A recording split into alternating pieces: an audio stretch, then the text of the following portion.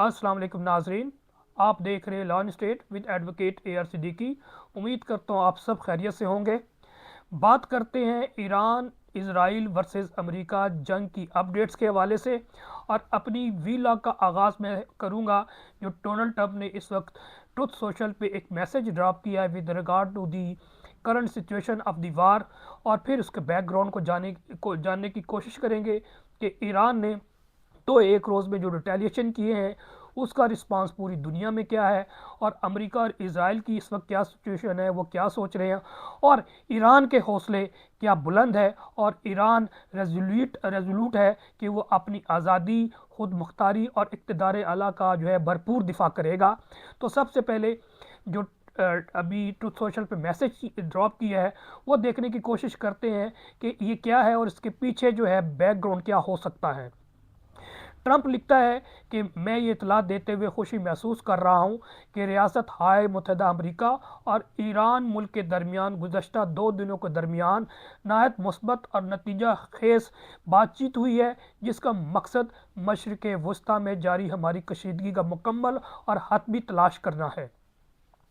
इन तफसीली गहरे और तामीरी मुज़ाकरात के अंदाज और माहौल के मद्देनज़र रखते हुए जो पूरे हफ्ते जारी रहेंगे, मैंने महकमा जंग को यानी डिपार्टमेंट ऑफ वार को हिदायत दे दी है कि ईरान के पावर प्लांट्स और तवानाई के इंफ्रास्ट्रक्चर के ख़िलाफ़ तमाम फ़ौजी कार्रवाइयाँ मौखर कर दें और रोक दें,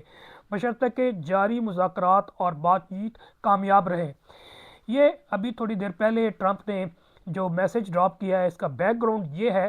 कि ईरान ने कल इसराइल के पहले अटैक करता रहा है, हैफा में भी करता रहा है, तेल अवीव में भी करता रहा है और डिफरेंट सिटीज़ में, और कल बहुत ही सेंसिटिव 2 शहर हैं वहाँ पर ईरान ने अटैक किया है। और उस रिस्पांस में जब इसराइल ने अटैक किया ईरान के जो एटमी रिएक्टर जहाँ पर है नतांस में, उसके बाद ईरान ने रिटेलिएट किया और फिर इसराइल के 2 बड़े शहर जो सेंसिटिव हैं राद में अटैक किया। फिर जहाँ पर इसराइल का सबसे बड़ा एटॉमिक रिएक्टर प्लांट मौजूद है वो है डिमोना, डिमोना में भी अटैक किया और वहाँ पर 2 मिज़ाइल भी मारे हैं, जो कि एक गिरा भी है और एक कहते हैं हमने रास्ते में ही इंटरसेप्ट कर लिया। बहरहाल ईरान वहाँ पर पहुँच चुका है, जिसकी वजह से जो अमेरिका और इसराइल बड़ा परेशान था, जिसकी वजह से मुख्तलिफ एनालिस्ट अपने तज्ज़िये में बता रहे थे कि ईरान प्रॉपर तरीके से आर्टिकुलेट तरीके से रिटेलिएशन जवाब दे रहा है। अब जब ये सारा अटैक किया ईरान ने, इसके जवाब में जब उन्होंने नतांस में अटैक किया तो ट्रंप ने एक बड़ी धमकी ईरान को लगाई कि ईरान 2 रोज़ के अंदर अंदर जो स्ट्रेट ऑफ हॉर्मुज़ है उसे खोल दे, वरना फिर हम ईरान के तमाम ये तवानाई के सेक्टर और फिर ये जहाँ पर ऑयल रिजर्वायर्स के स्ट्रक्चर है, हम तमाम को निशाना बना के तबाह बर्बाद कर देंगे। अब क्या ईरान का क्या रिस्पांस था? क्या ईरान चुप हो गया, खामोश हो गया और बात मान ली? बिल्कुल हरगिज़ ऐसा नहीं है। ईरान ने बिल्कुल टिट फॉर टैट के ज़रिए रिटेलिएशन में जवाब दिया कि अगर अमेरिका और इसराइल या किसी मुल्क ने भी हमारे तवानाई के स्ट्रक्चर को, हमारे बिजली के इंफ्रास्ट्रक्चर को या ऑयल स्ट्रक्चर को निशाना बनाया, तो फिर हम खलीज में जहाँ जहाँ भी अमेरिका के या फिर खलीज में मौजूद है इंफ्रास्ट्रक्चर तवानाई के वाले से, बिजली के वाले से, और जो डीसैलिनेशन के प्लांट्स लगाए हुए हैं मिडल ईस्ट में डिफरेंट कंट्रीज़ ने, हम उसको टारगेट बनाएंगे। नाज़रीन, ये इसी वजह से हुआ है क्योंकि यही डिस्कस कर रहे थे कि क्या अमेरिका ने जो धमकी ईरान को दी है वो ईरान पे वो 2 दिन बाद अटैक करेगा बहरा हुर्मुज़, ये स्टेट ऑफ हुर्मुज़ में भी, और फिर ईरान के तमाम तवानाई के इंफ्रास्ट्रक्चर को निशाना बनाएगा। तो अभी ईरान ने ये जो मैसेज किया है ट्रंप ने, ये यूनिलेटरली है क्योंकि ईरान ने इस बात की तरदीद कर दी है कि हमारी कोई बातचीत नहीं हो रही, ना ही इस बातचीत की वजह से अमेरिका ने अब जो 2 दिन का टाइम दिया था अब इसे बढ़ा के 5 दिन दे दिया है। जबकि जितने भी पॉलिटिकल एनालिस्ट हैं, खुद अमेरिकन जिसमें प्रोफेसर जेफरी सैक है, ये डॉक्टर ये जॉन मुशामर सेनेटर हैं, वो इन जैसे लोगों ने कहा है कि अमेरिका और इसराइल ने अपने आप को फंसा दिया है between dwells and the deep sea. और यही सिचुएशन नज़र आ रही है कि उनको निकलने का रास्ता भी नहीं मिल रहा। वो कि और भी बड़ी ब्रेक थ्रू है कि ईरान जो 20% बहर उर्मुज़ से वहाँ पर तमाम खलीज ममालिक के पेट्रोल पूरी दुनिया में सप्लाई होता है, एक तो बंद कर दिया है। अब दूसरी जगह जहाँ सऊदी अरब जो है वो अपना पेट्रोल सप्लाई करता था, वो यम्बू पोर्ट से करता था, जो कि यमन की तरफ लगता था और जो कि रेड सी में है। और रेड सी में आपको मालूम है बाबुल मंदब भी है और हूती वहाँ पर आबाद हैं और हूती टारगेट पे है। ईरान ने अभी तक, मैं इस पर डिटेल भी नहीं जाना चाहता आज के व्लॉग में, बहरहाल हूती आपको पता है ईरान को सपोर्ट करते हैं और ईरान उनको सपोर्ट करता है। अगर ईरान चाहे तो किसी वक्त भी हूती को सिर्फ इन्फॉर्म कर दे और उनको बता दे कि जनाब आप बाबुल मंदब रोक दें, तो फिर जो यम्बू पोर्ट से तेल पाइपों के ज़रिए जो है वो बाकी जहाज़ों में फिल करके और फिर उनकी सप्लाई पूरी दुनिया में होती है सऊदी अरब की, वो रुक जाएगी। इसका मतलब ये होगा अगर ऐसा हो जाए तो खलीज ममालिक के दोनों रास्ते बंद हो जाएंगे और जो तेल क्राइसिस, ऑयल क्राइसिस पूरी दुनिया में है वो पहले से ज़्यादा बढ़ सकता है। इसी पस मंज़र में अभी डोनाल्ड ट्रंप ने ये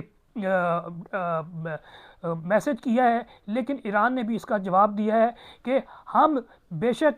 एग्रीमेंट करना चाहते हैं लेकिन पीसफुल तरीके से, बाइज़्ज़त तरीके से। जंग शुरू की है अमेरिका ने और इज़राइल ने, और जब तक वो हमारे नुकसानात पूरे नहीं करेगा हम आगे नहीं बढ़ेंगे। अब ईरान ने जो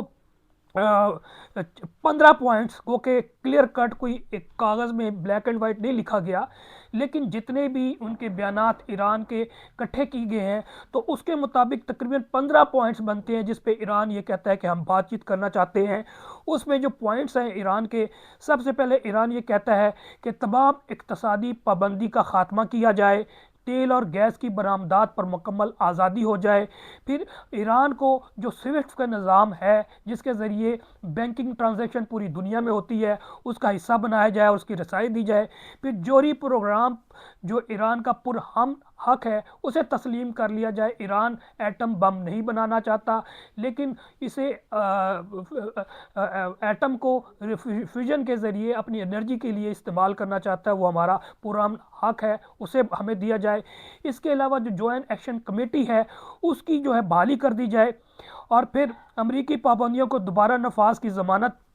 दे कि वो दोबारा नहीं पाबंदी करेगा, और जो मुंजमद असासे हैं ईरान के वो वापस करे, इलाकाई खुद मुख्तारी और सलामती की ज़मानत दे, इसराइल के ख़िलाफ़ सिक्योरिटी ख़दशात का जो मौक़िफ़ है उसको clear cut black and white लिखा जाए, और ईरान गारंटी देगा कि हम अटैक नहीं करेंगे, इस तरह वो भी गारंटी देगा लिख के ब्लैक एंड वाइट कि ऐसा वो बाद में फ्यूचर में नहीं करेगा। फिर कैदियों के तबादले के हवाले से भी ईरान बड़ा पॉजिटिव है। इक़्तिसादी और ताउन और सरमायाकारी के मौक़े जो हैं वो पूरी दुनिया में जो ईरान का हक है वो मिले। इसके अलावा तवानाई के शोबे में बैनुल अक़वामी शराकतदारी भी कर सके, इलाकाई तनाज़ात में मुदाखलत ना करने की यकीन दहानी करवाई जाए, और मरहला वार एतमाद सादी के जो इक़दामात है, कॉन्फिडेंस बिल्डिंग मेजर्स लिए जाएँ। तो ईरान भी अपनी तरह से पूरे पत्ते खेल रहा है। ईरान समझता है कि ट्रंप पे आप रिलाई नहीं कर सकते, उस पर ट्रस्ट नहीं कर सकते, वो बात कुछ कर रहा होता है और अटैक कुछ काम कोई और कर जाएगा। जिस तरह की अभी ग्राउंड रियलिटी में देखा जाए कि बहुत से जहाज़ ईरान के इर्द गिर्द मौजूद हैं और मज़ीद मैरीन 2500 जो है वो अपने एक बैरी बेड़ा के ज़रिए आबना मलाका से गुजार कर वो ले आया है रेड सी पे, और वेरी सून 1-2 दिन में वो पहुंच जाएगी स्ट्रेट ऑफ हॉर्मुज़ में। बाकी हम इस पर डिटेल में बात करेंगे, हॉर्मुज़ के वाले से एक अलग वीलॉग कर लेंगे कि हॉर्मुज़ की क्या सिचुएशन है, और क्या अमेरिका खार्ग जो उनके आइलैंड पे अटैक करने लगा है, और क्या अमेरिका अटैक के ज़रिए फैटल अटैक के ज़रिए हॉर्मुज़ अगर खुलवा के क्या वो अपने मरीन्स भेजेगा या फिर कोई और दूसरे ममालिक की फ़ौज इस्तेमाल करेगा, उस पर नेक्स्ट व्लॉग पे बात करेंगे। तब तक इजाज़त दें, अल्लाह हाफ़िज़।